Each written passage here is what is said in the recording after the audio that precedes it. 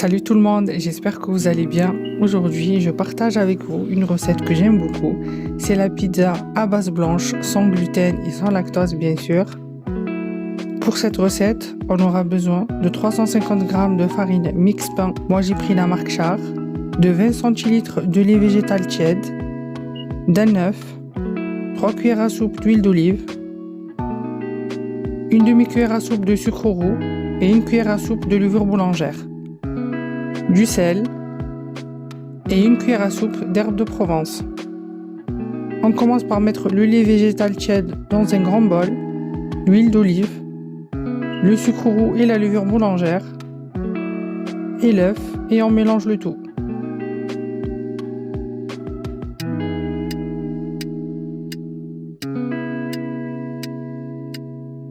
On ajoute la farine,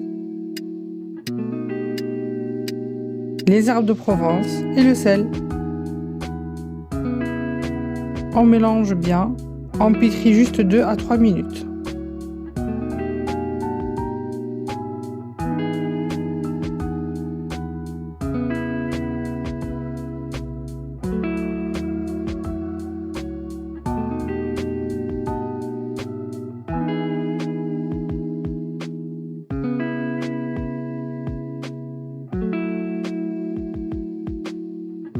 Ensuite, on la couvre et on la laisse reposer une demi-heure.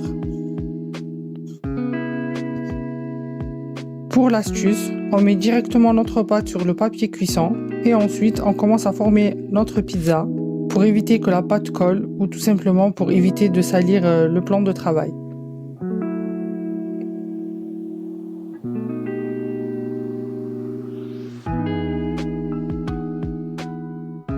On coupe les bords pour avoir un effet propre.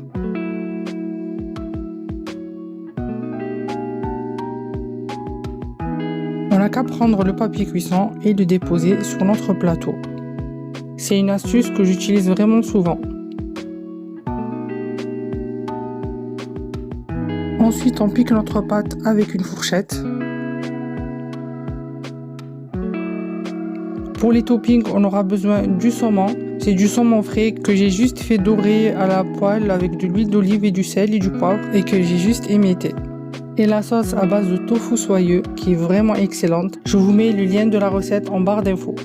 Ça reste optionnel, mais moi j'ai utilisé du fromage vegan de la marque Tartex. On dépose notre sauce par-dessus la pâte.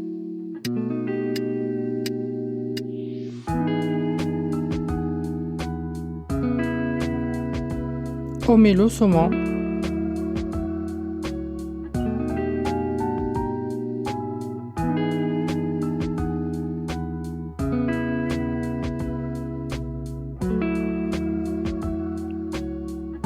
On met le fromage vegan. Moi j'ai mis des graines de piment, ça reste optionnel, mais moi j'aime bien que la pizza soit relevée. Et on enfourne 15 à 20 minutes. La pâte est croustillante et moelleuse à la fois.